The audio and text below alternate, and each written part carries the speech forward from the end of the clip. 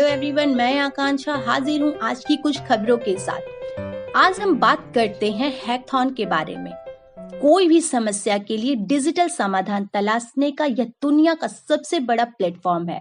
Hackathon एक प्रकार का डिजिटल आयोजन होता है जहां देश के कोने कोने से आए हुए तकनीकी विशेषज्ञ तकनीकी समस्याओं का समाधान करते हैं।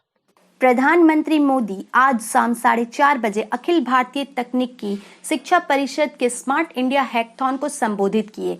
इस अवसर पर वे विद्यार्थियों से बातचीत भी किए। इस हैकथॉन में 4.5 लाख से अधिक छात्र सहभागी हैं। ये जो हैकथॉन है ये राज्य सरकारों की समस्या या केंद्र सरकारों के विभागों की समस्या और उद्योग जगत की जो समस्याएं या उनको क्या आइडियाज चाहिए, हमारे प्रतिभाशाली छात्र इस बात को सुनिश्चित कर रहे हैं कि जो भी समस्या दिखी है या उनके मस्तिष्क में जो भी नया आइडियाज आ रहा है, स्मार्ट इंडिया हैकथॉन के माध्यम से उन समस्याओं का समाधान करेंगे। हैकथॉन का यह चौथा संस्करण है। इस हैकथॉन से युवाओं में लिंक से अलग हटकर सोचने की प्रवृत्ति प्रोत्साहित करने में अपार सफलता मिली है। स्मार्ट इंडिया हैकथॉन एक राष्ट्रव्यापी पहल है जो छात्रों को हमारे दैनिक जीवन में आने वाली बड़ी समस्याओं को हल करने के लिए एक मंच प्रदान करता है। 2017 में इस हैकथॉन के पहले संस्करण में 42,000 छात्रों ने भाग लिया। वहीं 2018 में 1 लाख और 2019 में 2 लाख से अधिक छात्रों ने भाग लिया। स्मार्ट इंडिया हैकथॉन 2020 के पहले दौर में 4.5 लाख से अधिक छात्रों ने भाग लिया। इस वर्ष से सॉफ्टवेयर संस्करण का ग्रैंड फिनाले पूरे देश में सभी प्रतिभागियों को एक विशेष रूप से निर्मित उत्पन्न प्लेटफॉर्म पर ऑनलाइन आयोजित किया जा रहा है। केंद्र सरकार के 37 विभागों, राज्य सरकार के 17 विभागों के अलावा विश्व उद्योगों के 243 समस्याओं को सुलझाने के लिए 10,000 से अधिक छात्र हिस्सा लेंगे। भारत सरकार का सड़क परिवहन और राजमार्ग मंत्री ने बिहार में गंगा नदी पर महात्मा गांधी सेतु का वीडियो कॉन्फ्रेंस के जरिए उद्घाटन किया। सड़क परिवहन और राजमार्ग मंत्री ने आज बिहार में गंगा नदी पर महात्मा गांधी सेतु का वीडियो कॉन्फ्रेंस के जरिए उद्घाटन किया।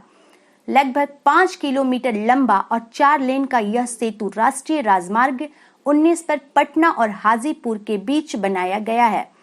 इसके निर्माण में 1,742 करोड़ रुपए की लागत आई है। यह सेतु जून 2017 में बनना शुरू हुआ था। सेतु का सफर आसान होने से कारोबार में काफी बल मिलेगा। वैशाली समेत उत्तर बिहार के कई जिलों से हरी सब्जी, फल और दूध की आवाक तेज होगी और समय पर गंतव्य का सामान पहुंच सकेगा। इस सेतु से लोगों को रोज रोज के जाम से छुटकारा मिलेगा और गंभीर अवस्था में उत्तर बिहार से आ रहे मरीजों को समय पर अस्पतालों में पहुंचाकर जान बचाई जा सकेगी। विश्व मानव तस्करी निषेध दिवस। विश्व मानव तस्करी निषेध दिवस प्रतिवर्ष 30 जुलाई को मनाया जाता है। इसे वर्ष 2013 में संयुक्त राष्ट्र महासभा द्वारा एक प्रस्ताव द्वारा स्वीकृत किया गया था।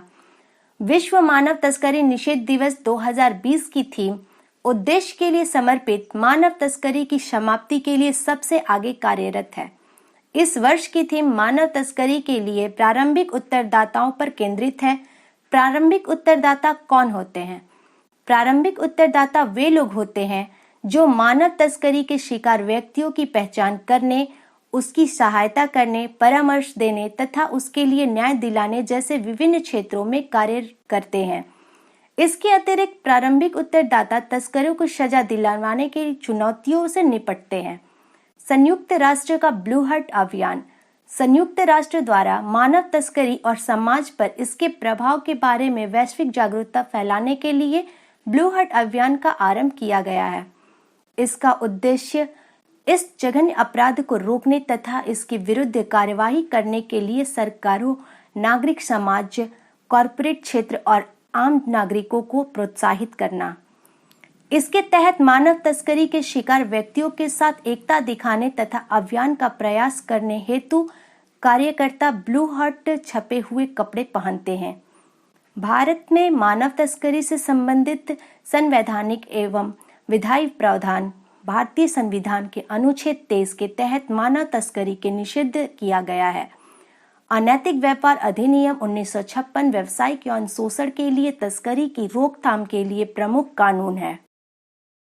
राष्ट्रपति और उपराष्ट्रपति ने देशवासियों को ईद उल अजहा पर शुभकामनाएं दी।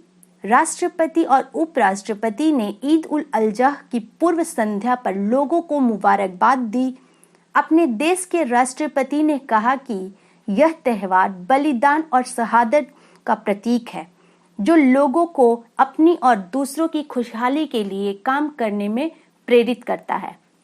राष्ट्रपति ने इस अवसर पर लोगों से कहा कि वे अपनी खुशियों में दूसरों को भी शामिल करें और आपसी मेल मिलाप को बढ़ावा दें। उन्होंने लोगों से कहा कि वे कोविड-19 महामारी के मद्देनजर निर्धारित नियमों और निर्देशों का पालन करें।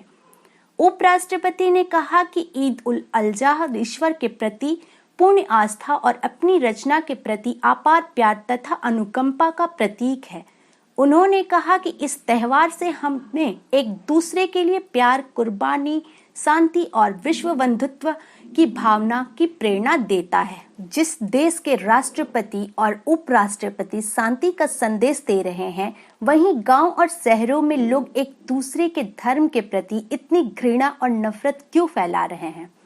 हमें अपने राष्ट्रपति के संदेश से सीख लेते हुए आपसी मेल मिलाप को बढ़ावा देना चाहिए। आखिर हम सब भी इंसान ही हैं। मेरी तरफ से आप सभी को बकरीद की शुभकामनाएं। आज के लिए इतना ही, फिर कल मिलते हैं नई जानकारी के साथ। Thank you for watching.